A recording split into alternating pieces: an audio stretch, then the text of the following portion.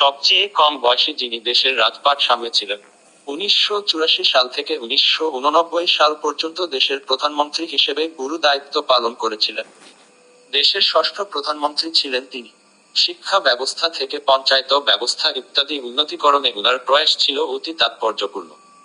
মহান ব্যক্তিত্ব রাজীব গান্ধীর আজ 77তম জন্মজয়ন্তী। সমগ্র দেশের সঙ্গে সঙ্গতি রেখে করিমগঞ্জে উনার জন্ম জয়ন্তী উদযাপন করল করিমগঞ্জ জেলা কংগ্রেস। ইন্দিরা ভবনে আয়োজিত কার্যক্রমে কংগ্রেসীরা ওনাকে বিনম্র শ্রদ্ধা জানান মাল্যদান ও পুষ্পার্ঘ্য দিয়ে। ছিল আলোচনা সভা। কার্যক্রমে প্রতিটি শাখার সদস্যরা সামিল ছিলেন।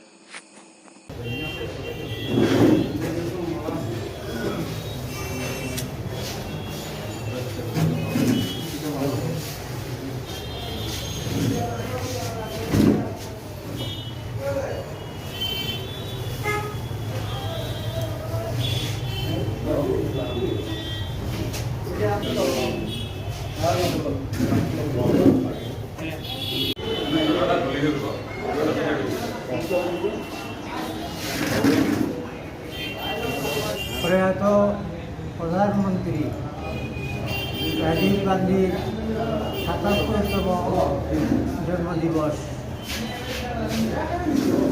এই দিবস উপলক্ষে আমরা জেলা কংগ্রেসের পক্ষ থেকে এই দিনটি উদযাপন করার জন্যে অনুষ্ঠানের আয়োজন করেছি। অনুষ্ঠানের প্রথম পর্বে জেলা কংগ্রেসের নেতা এবং কর্মীগণ শ্রী রাজীব গান্ধীর প্রতিকৃতিতে মাল্যার্পণ করেছেন এবং তারপরে এখন কাল 1984 সাল থেকে 1989 সাল এই প্রধানমন্ত্রীত্বের কাল নানা দিক থেকে গুরুত্বপূর্ণ এবং ঐতিহাসিক। শ্রীমতী ইন্দিরা গান্ধীর অত্যন্ত দুঃখজনক বেদনাদায়ক মৃত্যুর পর অব্যবহিত পর রাজীব গান্ধী প্রধানমন্ত্রীর আসনে বসেছিলেন।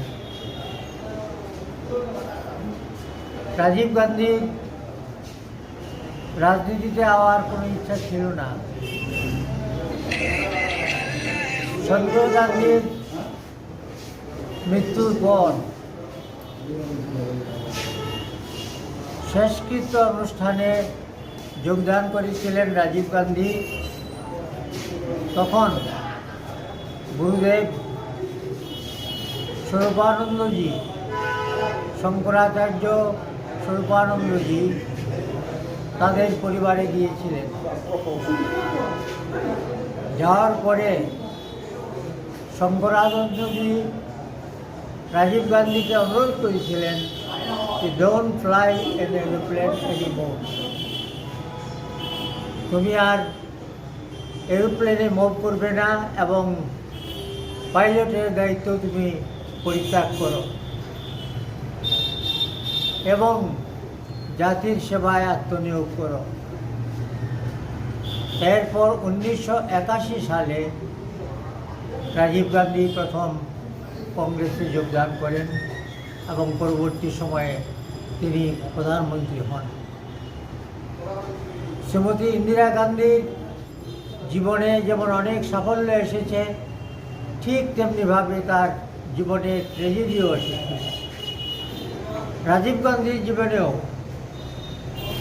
রাজনৈতিক জীবনেও যেমন অনেক ব্র্যান্ড সাকসেস। শেষ পর্যন্ত সংগঠনের চাপে পুলিশ আসামিকে আটক করতে সক্ষম হলো। এক হিন্দু যুবতীকে ভিন্নধর্মী যুবক শ্লীলতাহানির ঘটনা নিয়ে ক্ষোভে ফেটে পড়েছিলেন রাষ্ট্রীয় বজরং দলের কর্মীরা। নির্যাতিতা যুবতীর ঘর ছিল কালীগঞ্জ এলাকায়, তাই সংগঠনের কর্মীরা যুবতীর ঘরে গিয়ে সার বৃত্তান্ত শুনেছিলেন। কালীগঞ্জ পুলিশ ফাঁড়ির ইনচার্জ র সঙ্গে সাক্ষাৎ করেছিলেন। আসামিকে আটক করার 4 দিন সময়সীমা বেঁধে দিয়েছিলেন। যদি 4 দিনের মধ্যে আসামি আটক না হয় তাহলে প্রতিবাদ কর্মসূচি পালন করার সিদ্ধান্ত নেওয়া হয়েছিল। যেহেতু আসামি 4 দিনের মধ্যে আটক হয়, তাই প্রতিবাদ কর্মসূচি স্থগিত রাখার সহমত পোষণ করা হয়। তবে হিন্দু যুবতীদের উপর নিকৃষ্ট ঘটনা কোনভাবে তারা মানতে পারবেন না বলে হুঙ্কার দেন। অনাকাঙ্ক্ষিত ঘটনা প্রতিরোধে পুলিশ সুপারের হস্তক্ষেপ কামনা করেন সংগঠনের কর্মীরা। উল্লেখ্য, কালীগঞ্জের ঘটনার পরিপ্রেক্ষিতে পুলিশ এক যুবককে আটক করতে সক্ষম হয়। ধৃত যুবকের নাম রাজু আহমেদ। ভারত মাতা কি জয়, বন্দে মাতরম। বিগত 24 জুলাই কালীগঞ্জের বরান্ত গ্রামে যে হিন্দু মেয়েটিকে জিহাদিরা দর্শন করার চেষ্টা করেছিল, তার পরিপ্রেক্ষিতে 14ই আগস্ট রাষ্ট্রীয় বজরং দলের যোদ্ধারা বরান্ত গ্রামে গিয়েছিল ওদের পরিবারের সাথে দেখা সাক্ষাৎ করে, এবং কালীগঞ্জের থানার আইওর সাথে দেখা সাক্ষাৎ করে, এবং কালীগঞ্জের আইওকে 5 দিনের সময়সীমা বেঁধে দেয়। তার পরিপ্রেক্ষিতে যখন দেখা গেল 5 দিন হচ্ছে, কোনো আউটপুট নেই, তখন রাষ্ট্রীয় বজরং দল একটি প্রতিবাদী মিছিলের জন্য 21 আগস্ট একটি দিন ধার্য করে। কিন্তু দেখা যায় যে 19 আগস্ট রাত্রেই কালপিটকে ধরা হয়েছে। বর্তমানে কালপিট সদর থানাতে আছে, নাম হলো রাজু আহমেদ। তাই যে জায়গাতে প্রশাসনের কাজ করেছে, তাই আমরা যে প্রতিবাদী মিছিলটা করব বলেছিলাম, তা হতে আপাতত আমরা বিরতি নিলাম। কিন্তু আমাদের একটি কথা, যে প্রতিটা গ্রামে দেখা যাচ্ছে যে হিন্দু মেয়েদেরকে এরকম অবস্থা হচ্ছে, শ্লীলতাহানির চেষ্টা করেছে জিহাদিরা। এই কালীগঞ্জের বরান্ত গ্রাম, কালীগঞ্জ থেকে যেতে প্রায় 1 ঘন্টা লাগে। এখানে যাওয়ার পথে, করিমগঞ্জ কলেজ থেকে যাওয়ার পথে বরান্তের গ্রামের সাইডে যখন মেয়েটি যেতেছিল, তখন 3 জন জিহাদি ওর পিছ থেকে এসে ওর গলাতে এরকমভাবে ধরে টেনে হেঁচড়ে নিয়ে জঙ্গলে নিয়ে গিয়ে ওকে দর্শন করার চেষ্টা করেছিল। কিন্তু মেয়েটি এনসিসি করে, গতিকে ওদের সঙ্গে মোকাবিলা করে এবং চিল্লাই দেয়। তাই দেওয়ার পরে গ্রামবাসী আসে এবং জিহাদিরা পালায়। তার পরিপ্রেক্ষিতে মেয়েটির সতীত্বটি রক্ষা পায়। আর এর পরিপ্রেক্ষিতে আমরা এই 14ই আগস্ট বরান্তর গ্রামে গিয়েছিলাম। আর তার পরিপ্রেক্ষিতে বিগত 19 আগস্ট এটার কালপিটকে ধরা হয়েছে। বাকি দুজনকে কালপিট 3 জন ছিল, আপাতত 2 জনকে ধরা হয়েছে। রাজু আহমেদ যে মেইন কালপিট, যে মেয়েটি যে কালপিটটিকে শনাক্ত করেছে, সেই কালপিট হল রাজু আহমেদ। বিগত কালকে রাত্রে প্রায় 9টা 24-এ আমাদের কাছে ওর ফটো এসেছে। টোটাল মেয়ে ওকে শনাক্ত করেছে রাজু আহমেদ। আরেকজনের নাম ঠিক বলতে পারবো না, কিন্তু ও জেলে আছে বর্তমানে। সামনে পুর নির্বাচন, দলীয় প্রদর্শন হওয়া চাই অতি উত্তম। যেহেতু বিগত দিনে বিভিন্ন নির্বাচনে দলের উল্লেখযোগ্য প্রদর্শনের বিজেপি যুব মোর্চা এক বিশেষ ভূমিকা ছিল, তাই পুর নির্বাচনে দল যাতে ভালো ফল প্রদর্শন করতে পারে, তার জন্য সংগঠনকে আরো শক্তিশালী করে তুলতে হবে। দলের ভিত যত শক্তিশালী হয়ে উঠবে, ততই দল এগিয়ে যেতে সামর্থ্য হবে। কাজ করার অনুপ্রেরণা পাবে দলের কর্মী সহ সমর্থককারীরা। এ পরিপ্রেক্ষিতে বৃহস্পতিবার বিজেপি যুব মোর্চা শহর মণ্ডলের পক্ষে কার্যনির্বাহী সভা অনুষ্ঠিত হয়। শ্যামাপ্রসাদ মুখার্জি ভবনে আয়োজিত সভায় বিজেপি দলের বিশিষ্ট নেতৃবৃন্দরা উল্লেখ করেন, বর্তমানে কেন্দ্র ও রাজ্যে বিজেপি শাসনাধীন সরকার রয়েছে। জনগণের হিতার্থে কাজ করে যাচ্ছেন সরকার। বিভিন্ন প্রকল্প মঞ্জুর করা হচ্ছে, তাতে লাভদায়ক হচ্ছেন জনগণ। অনেক সময় না বুঝার দরুন সমালোচনা করা হয় সরকারকে।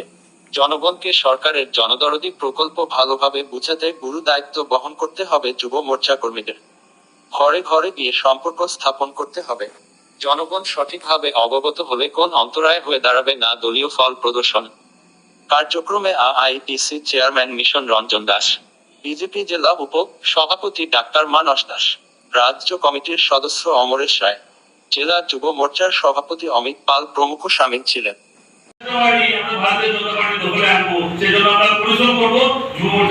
আমাদের সভাপতি এখানে প্রতিশ্রুতি দিয়েছেন, সবার মধ্যে উনি পুরো চেষ্টা করবেন যাতে কিনা সর্বশক্তি দিয়ে আমরা সদস্যের মধ্যে সদস্য বাড়াতে করতে পারি।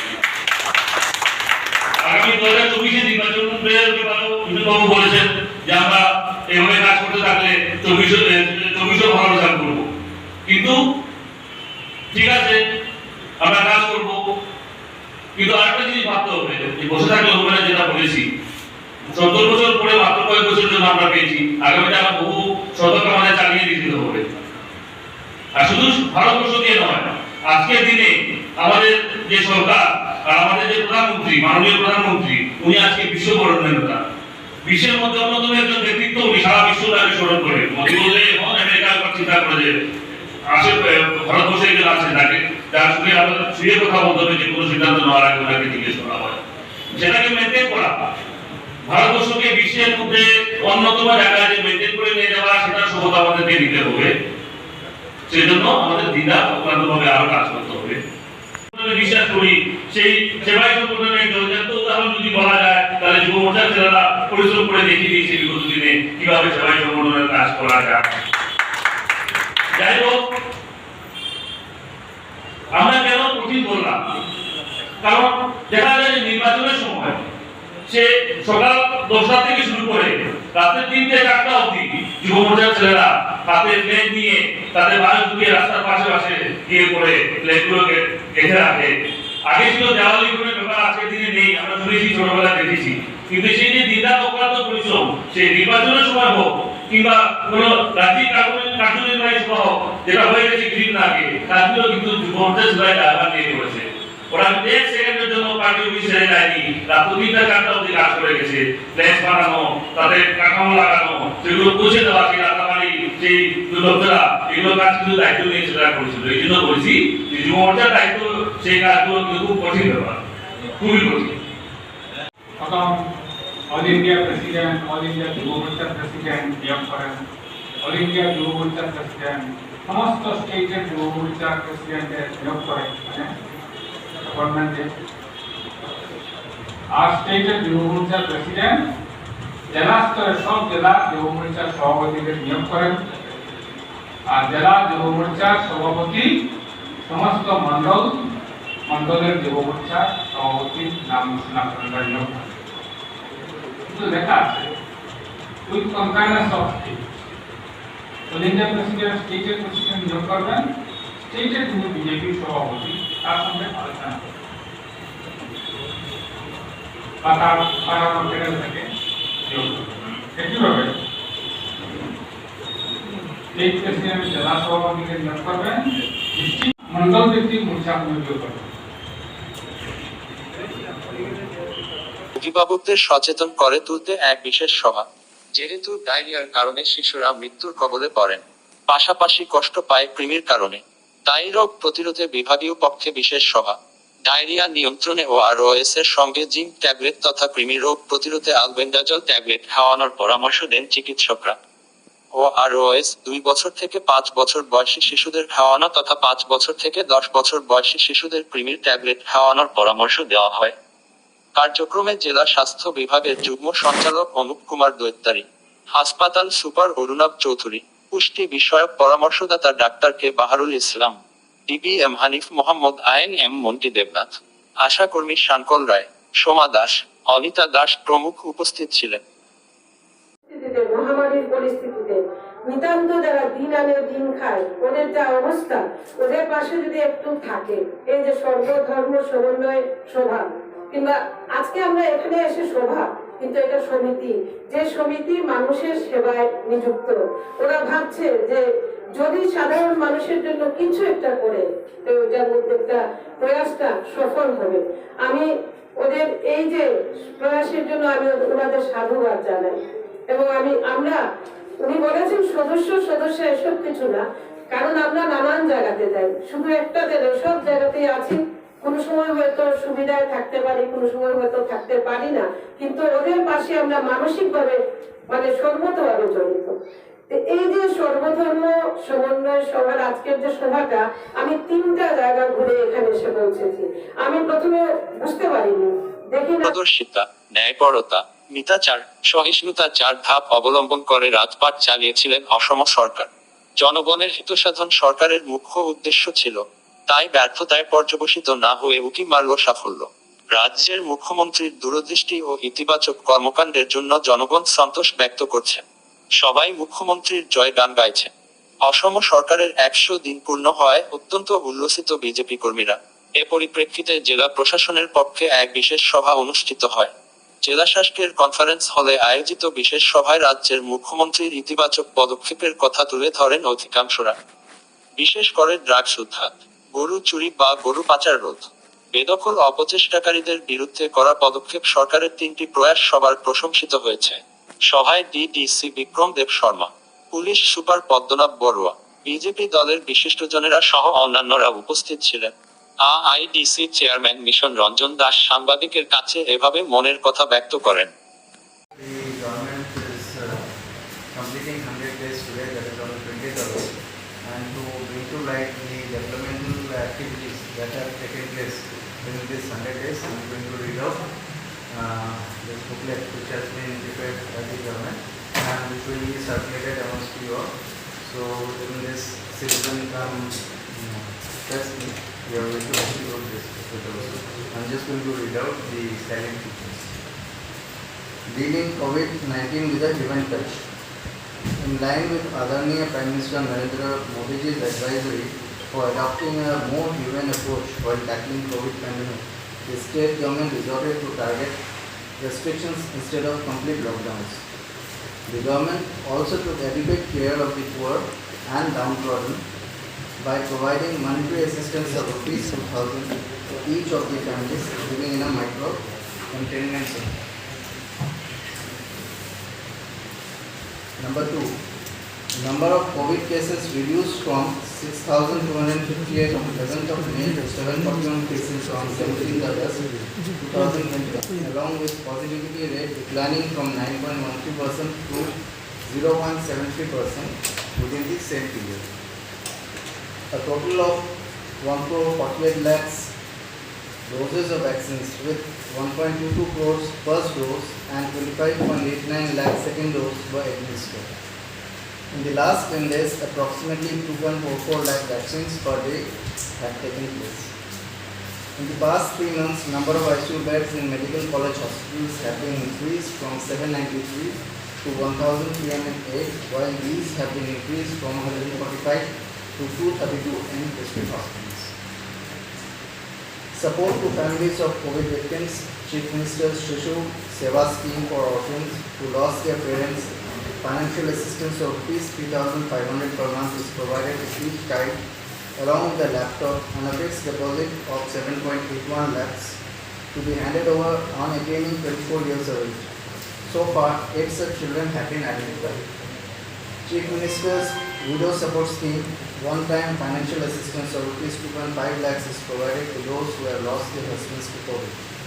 So far, 1,154 beneficiaries have been supported under this scheme in the state, within which 26 from Karimganj district.